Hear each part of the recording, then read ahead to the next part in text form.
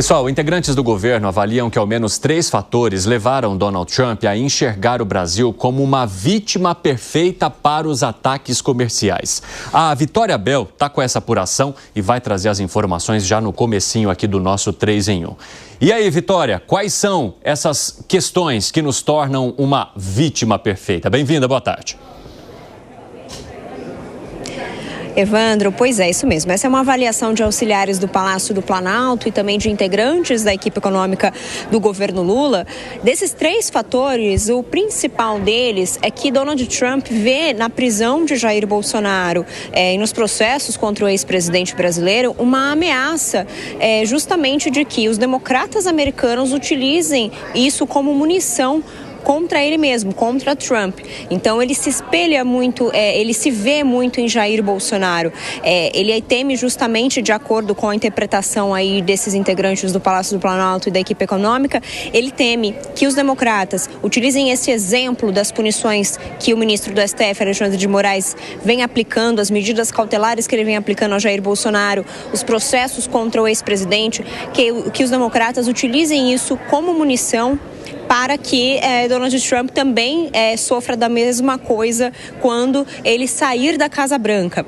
Outro fator também é que a interpretação dos governistas é de que o presidente americano enxerga o Brasil como um país sul-americano que deveria ser subserviente aos Estados Unidos, né? Não deveria manter uma relação próxima à China, não deveria manter uma relação próxima. Travamos ali com a Vitória Bel. Daqui a pouco a gente vai trazer outros motivos que estão ligados, então, a esse incômodo de Trump com o Brasil e transformando o país, inclusive, numa vítima perfeita. Alan Gani, eu quero saber de você, como é que você avalia esse primeiro fato que a Vitória contou e que é o principal, de que a situação que ocorre aqui no Brasil e que atinge um aliado de Donald Trump, Jair Bolsonaro, poderia servir de munição para os democratas no momento em que Donald Trump sair também do mandato e que sanções fossem aplicadas a ele. Faz sentido para você esse temor? Esse é um risco que ocorre mesmo, né? Então, vamos supor que o Brasil ceda em algum tipo de negociação que não teria como ceder, ou seja, né, um protecionismo, ou seja, baixa lá a tarifa protecionista, né, aqui no Brasil, aceita a tarifa norte-americana fazendo concessões à justiça. Vamos imaginar que essa situação ela fosse possível. É claro que isso também traz um risco. Por quê? Porque isso abre um precedente. Amanhã é um governo democrata. Aí o governo democrata vai falar o seguinte: olha, a gente quer que lá no judiciário tenha X% de cotas para trans, por exemplo, né?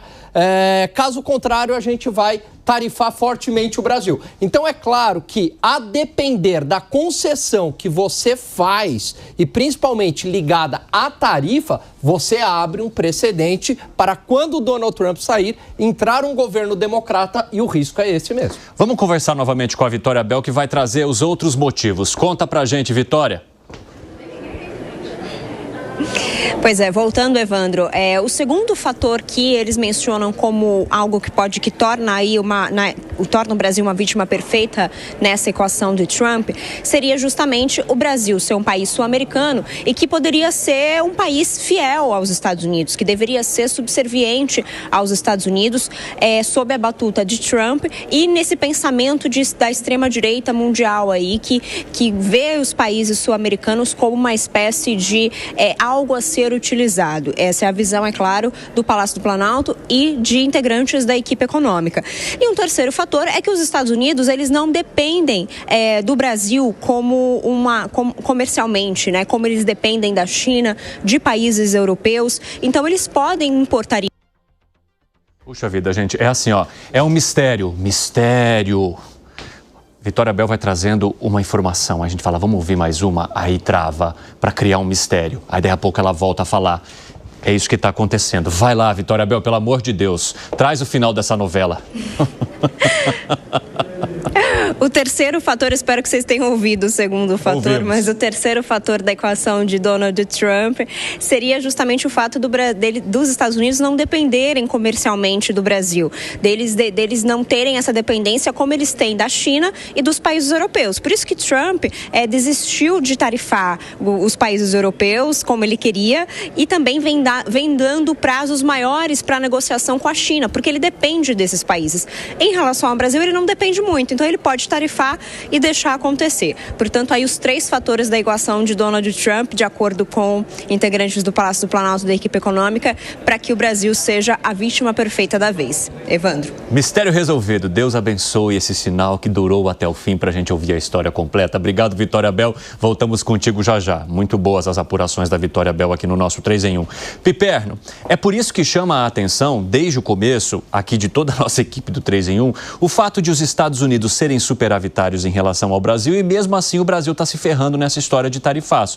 Tem a ver com um desses motivos aí que a Vitória Bel acabou de nos contar na visão dessas fontes com as quais ela conversou, que é o fato de os Estados Unidos não precisarem tanto do Brasil em relação a essa questão de balança, superávit e déficit, em comparação com outros países dos quais eles precisam mais. Faz sentido para você? Claro que faz. No auge da Guerra Fria, e principalmente depois que os Estados Unidos criaram um negócio chamado Protocolo Jacarta. O Protocolo Jacarta era uma espécie assim de um manual de intervenção em outros países que foi testado com sucesso na visão americana lá na Indonésia na década de 50 para derrubar o então governo indonésio a partir de cooptação de elites locais, de setores das Forças Armadas, de setores empresariais, políticos.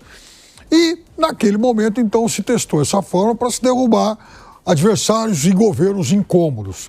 E aí isso se espalhou pelo mundo. Aqui na América Latina, isso aconteceu em vários países. No Brasil, na década de 60, quando há o golpe militar, e em toda a região. E era uma prática disseminada abertamente, porque, afinal de contas, se vivia o auge da Guerra Fria e, naquele momento, entendia-se, lá em Washington pelo menos, de que a América era, de fato, para os americanos, como, aliás, apregoava a doutrina Truman. Muito bem.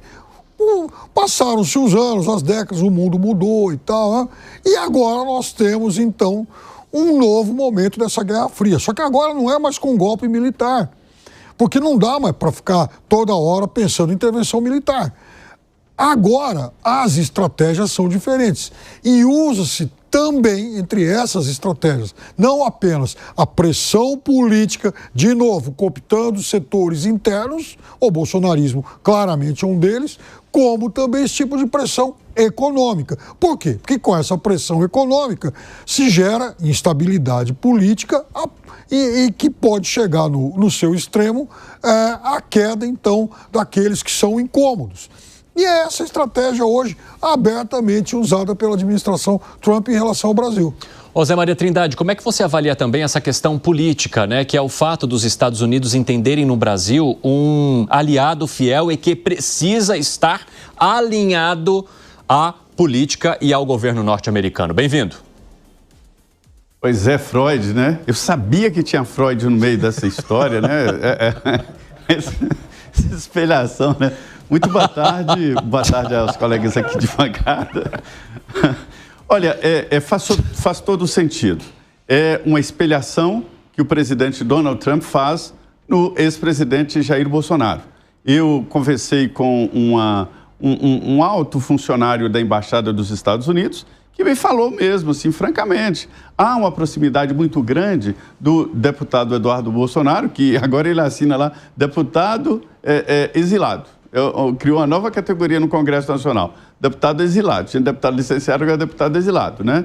Com a família do presidente Donald Trump. Ele já determinou, o presidente norte-americano, que este é um assunto da Casa Branca. Tinha que ser tratado do Palácio do Planalto para a Casa Branca. Convenceram Lula de jogar a toalha, que não há mais como reverter a situação, né? Agora é tentar incluir o café, carnes, talvez o alumínio, né? E pronto. É assumir, entubar. E aí o presidente Lula está fazendo um caminho muito perigoso e problemático. É a aproximação com os adversários dos Estados Unidos. Ele telefonou, em vez de telefonar para o Donald Trump, telefonou para o russo, Vladimir Putin, e para o Xi Jinping, o presidente, sei lá mais o quê, da China. Lá ele é todo poderoso, né? Presidente do partido, presidente dos comitês, presidente do país, e nomeou todos os presidentes, muito poderoso, difícil de ser substituído na China. Então, assim, essa é a situação atual, a situação política. E aí, Donald Trump está entendendo, né, que o ex-presidente Jair Bolsonaro é ele. Ele passou por um constrangimento de quase ser preso, de prestar depoimento, humilhação, e está se vendo exatamente nessa situação. Só que ele voltou à presidência da República e a legislação é muito rígida. Um presidente da República não pode responder por processo. Aqui também, por processos anteriores, não. Mas é que o ex-presidente Jair Bolsonaro não foi reeleito e agora está difícil. Ele está com 2 inelegibilidades e um processo no Supremo. Então, esse componente é fortíssimo e é um argumento para os Estados Unidos prestarem atenção no Brasil, porque até então o Brasil era um país desconhecido. Achavam que a capital do Brasil era Buenos Aires. Arremate, Bruno Musa. Bem-vindo. Muito boa tarde. Vamos lá. Eu acho que o Zé Maria trouxe um ponto extremamente importante. O Lula vem se aproximando da Rússia e se aproximando da China.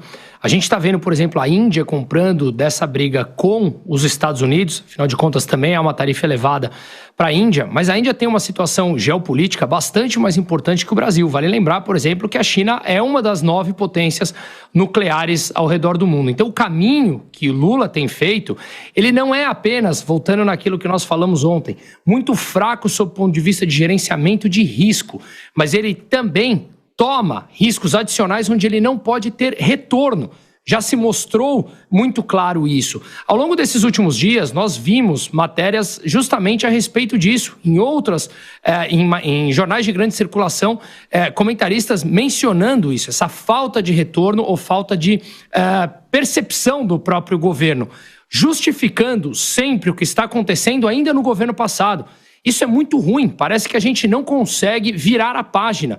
Tudo o que está acontecendo depois desse tempo que tem de governo, mesmo assim, é culpa do governo anterior. Veja, eu acho, realmente concordo com o Zé Maria, que o Eduardo Bolsonaro está com uma situação privilegiada lá dentro. Ele será recebido, ao que tudo parece, amanhã na Casa Branca. Então, claro que sim, há uma situação de privilégio, mas parecer ou acreditar que o Trump faz tudo que o Eduardo Bolsonaro quer, me parece até ingênuo, mas claro que ele é uma fonte importante do que está acontecendo aqui no Brasil. E um pouco mais, um pouco menos, eu acho que chegamos num ponto onde é impossível discordar que há excessos praticados dentro do judiciário brasileiro e o Brasil está sendo punido por isso. Repito o que eu falei nos últimos dias. Ou mudamos a nossa dinâmica ou continuaremos dando murro em ponta de faca e chega um ponto onde as pessoas começam a perceber que não adianta culpar terceiros e responsabilizar terceiros. O problema na economia chega e o governo, ele é, o de turno, normalmente culpado pelas mazelas econômicas.